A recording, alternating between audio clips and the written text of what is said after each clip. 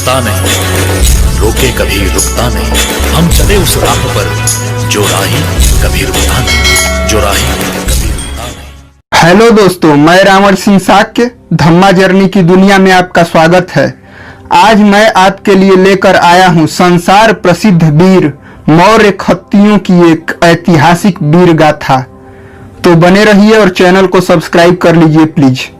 बुद्ध की शिक्षाओं से भारत में सैनिक भावना लुप्त हो गई थी इत्यादि मिथ्या धारणा कितनी हास्यास्पद है जब हम देखते हैं कि समस्त भूमंडल पर अपने बाहुबल एवं ज्ञान के बल पर राज करने वाले मौर्य साम्राज्य को उस समय चुनौती देने वाला कोई माई का लाल धरती पर मौजूद नहीं था।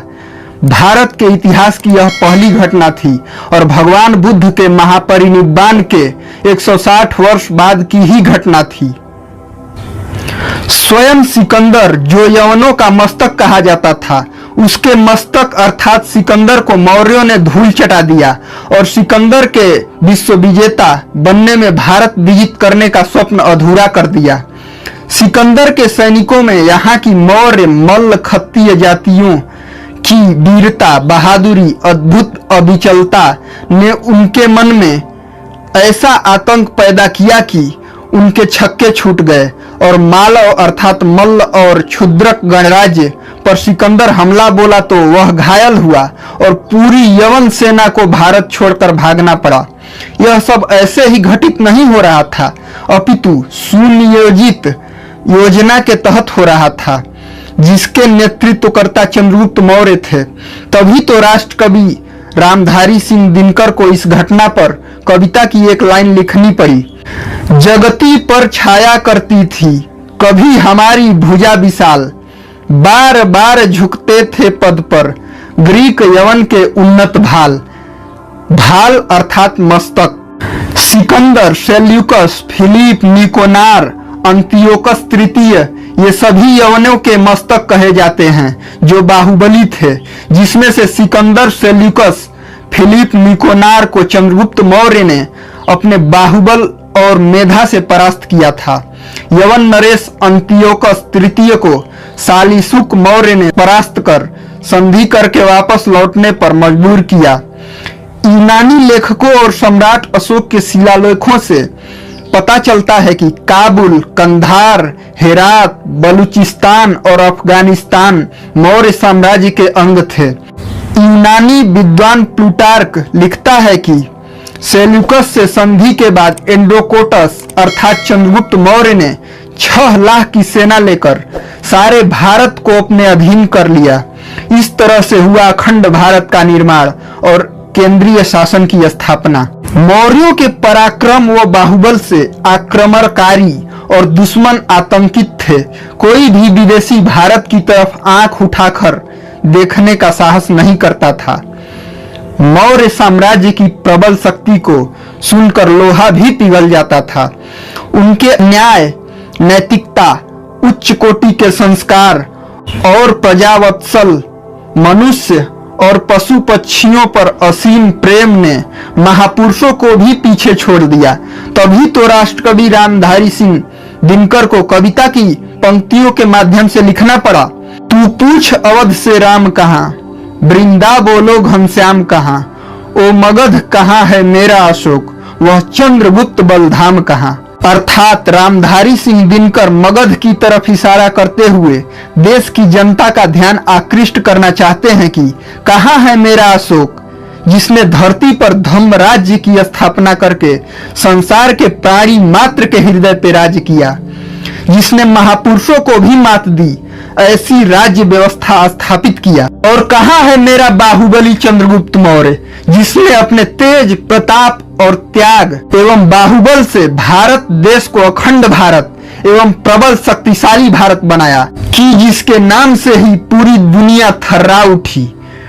बिगल साहित्य के कवि बांकेदास ने अपनी पुस्तक वीर रस में मौर्यों को संसार प्रसिद्ध वीर लिखा है। उन्होंने लिखा है कि कोट वीरायो मोरिया, शाह हुमायूं नंद, टूट कर नहीं टूट ही, वीर मदद जगबंद। चित्तौड़ में सम्राट चित्रांगद मौर्य का 540 विक्रम संवत का बनवाया किला है। इस किले पर हुमायूं का पुत्र अकबर चढ़ाई किया था।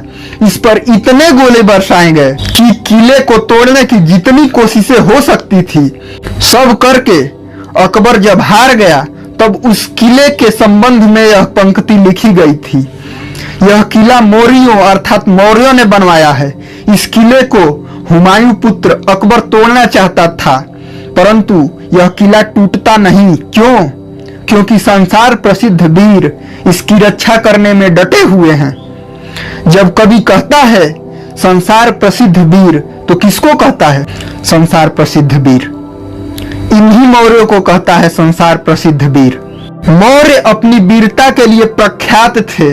मौर्यों के पराक्रम और शक्ति का वर्णन सुनकर ही दुश्मन दहल जाते थे।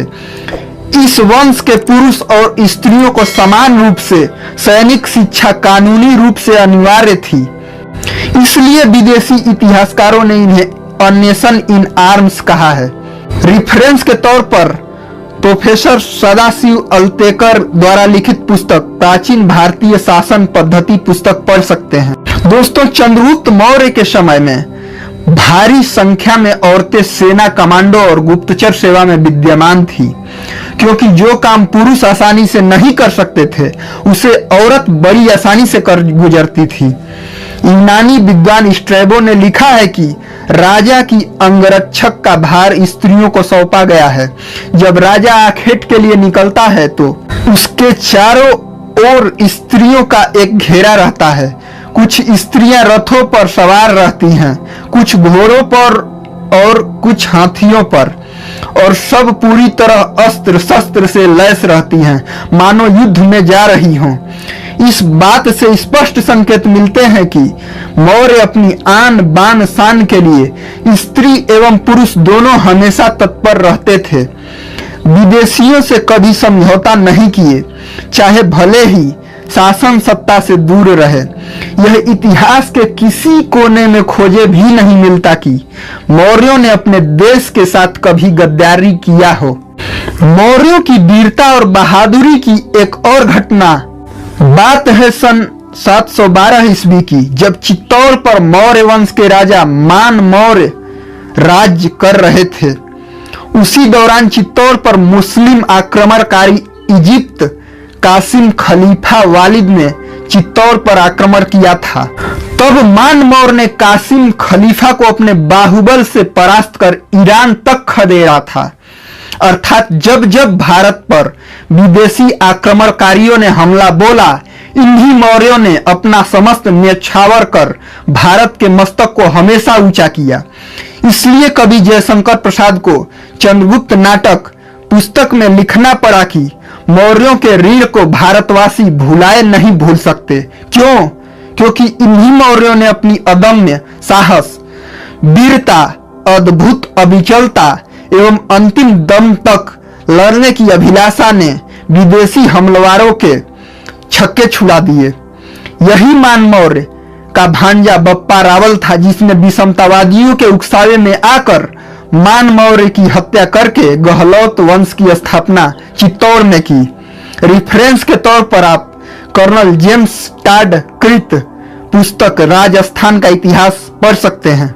कर्नल जेम्स टाड ने लिखा है कि 714 ईस्वी में चित्तौड़ का राजा मानसिंह मौर्यवंशी था और बप्पा रावल उसी का भांजा था। मौर्य वंश संसार प्रसिद्ध वीरों का वंश है, जिसमें महाबली चंद्रगुप्त मौर्य, चक्रवर्ती सम्राट अशोक महान, शालीशुक मौर्य, चित्रांगद मौर्य और मान मौर्य जैसे वीरों को पैदा किया, जिन्होंने भारतीयों के अंदर अदम्य साहस, सही राजनीतिक नेतृत्व दिया। आज भारत देश को पुनः मौर्य वंशियों की जरूरत आन पड़ी है। तो उठो संसार प्रसिद्ध वीरों, अपने बाहुबल एवं मेधा का परिचय दो एवं संगठित होकर पुनः दुनिया को टक्कर दो, चुनौती दो, क्योंकि तुम्हारे सिवाय इस देश में कोई नहीं जो पुनः भारत को एक प्रबल शक्तिशाली राष्ट्र बना सके और उस पर लोक कल्याणकारी शासन दे सके। तुम्हें पिछलग्गू, गुलाम, विधायक, सांसद, मंत्री नहीं, इस देश का हुक्मरान बनना है। तुम्हें पूरे विश्व को पुनः बंधुत्व सिखाना है। तुम ही मानव द्वारा निर्मित बमों, बारूदों को अपने विचारों की शक्ति से निष्क्रिय कर सकते हो। तुम ही आतंकवाद की जड़ें हिला सकते हो। तुम ही दूषित मानसिकता के साथ न्याय कर सकते हो। तो जागो, उठो, लाल किले की प्राचीर से तिरंगा फहराने के लिए इंतजार कर रहा है दिल्ली सल्तनत तुम्हारा। तो यह कहते हुए कि शेरों तुझे स्वतंत्रता पुकार रही है, छूने को वह बुलंदी समा तुझे ललकार रही है। अरे क्या जम चुका है खौलता लहू चंद्रगुप्त अशोक का, नाहर की आत्मा तुझे धिक्कार रही है। दोस्तों, जागरूकता के लिए वीडियो को अत्यधिक शेयर कीजिए। ये चैनल उस बल्ब की तरह है जो आपके लाइफ में सही इतिहास, संस्कृति और सभ्यता के ज्ञान का प्रकाश भरता रहेगा। इसलिए चैनल को सब्सक्राइब कर लेना दोस्तों। जय भारत। हम चले उस राह पर जो राही कभी रुकता नहीं।